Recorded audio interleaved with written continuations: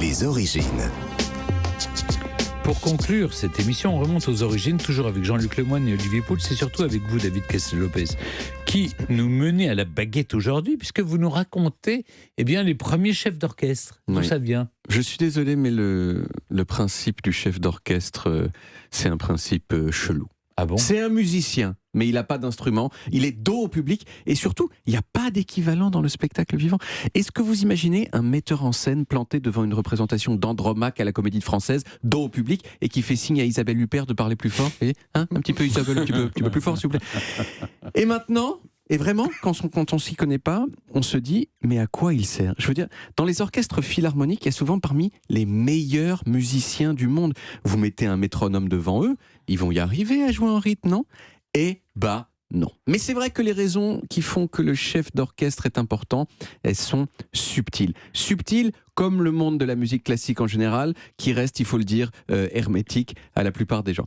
L'art de la musique classique, c'est quand même très souvent de trouver une façon nouvelle de jouer des œuvres de compositeurs morts depuis 200 ans et qui ont été jouées des milliers de fois, le tout en étant fidèle à ce que le compositeur a voulu à la note près.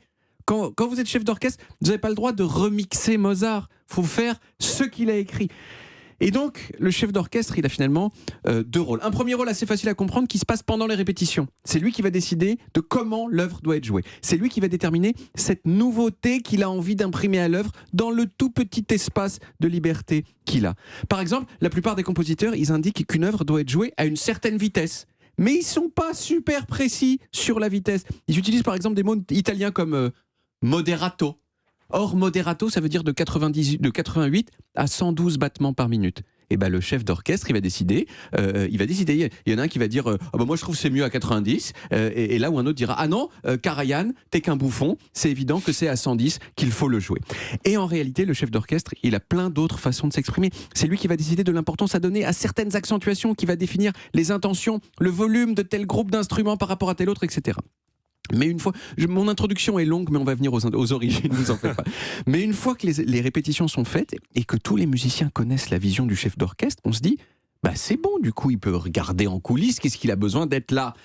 Et en fait, il y a quand même une raison qui fait qu'il est là, qui est encore plus subtile à comprendre. Mais disons qu'il faut plutôt le voir là comme un coach de foot. Il y a un coach de foot ou de basket qui crie au bord du terrain pendant le match pour adapter le jeu des musiciens en temps réel. Par exemple, parce que l'acoustique de la salle est différente aujourd'hui qu'hier.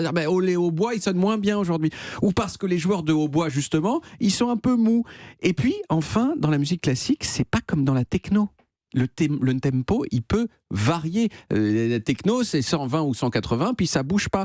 En musique classique, il y a ce qu'on appelle le rubato, c'est-à-dire que le tempo varie. Et ça, non seulement un métronome tout seul, il sait pas le faire, mais en plus, quand vous êtes 95 musiciens à jouer en même temps, ça peut être très très difficile de s'accorder sur les variations de tempo, même quand vous avez répété. En gros, chaque musicien connaît sa partie, le chef d'orchestre, lui, il connaît toutes les parties.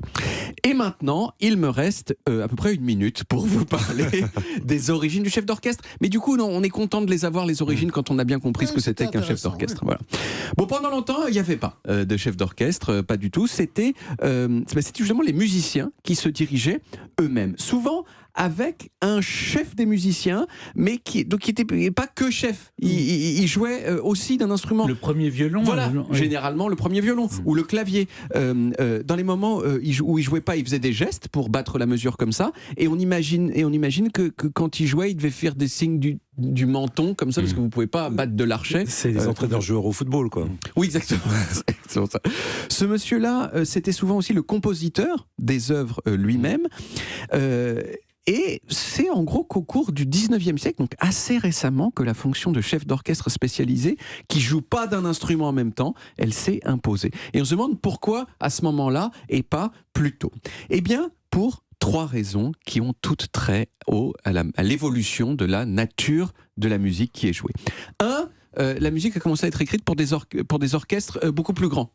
autant une quinzaine de musiciens, ils peuvent se gérer tout seuls peut-être, mais 100, ça commence à devenir dur. Deuxièmement, les œuvres sont devenues de plus en plus longues. Et de la même façon, tenir la distance sans chef, sans se tromper, c'est plus dur quand le truc fait 1 heure que quand il fait 10 minutes.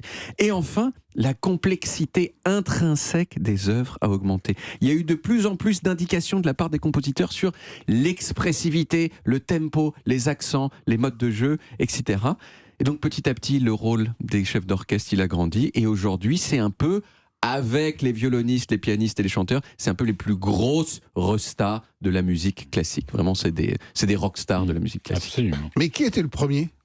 Alors, c'est dur à dire, mais c'est début du XXe siècle.